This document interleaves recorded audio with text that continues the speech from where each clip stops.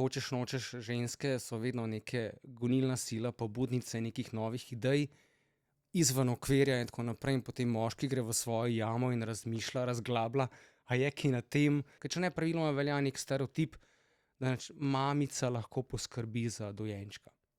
Torej, foter v tem primeru fura life naprej, poleg tega, da pač hodim na delovno mesto, sem zadolžen za pranje pa sušenje perila, pač to je njeno poslanstvo in to se ona odločila. In vemo, da pač tudi to ni za vsakogar. Mogoče je kateri mamici všeč ideja, nima možnosti, da je doma, je pa simpatična ideja. In jaz le vedno rečem, tako kot za vsako stvar, poskusi.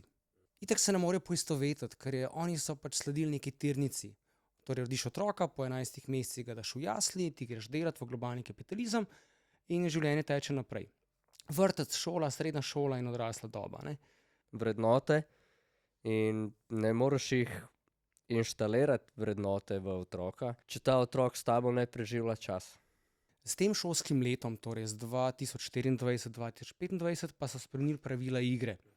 In to so pa uvedli, da morajo biti učenci preverjeni v vseh predmetih, ki jih imajo na urniku.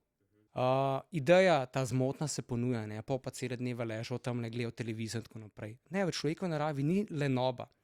Človek izgubi motivacijo, kadar počne stvari, ki jih noče početi.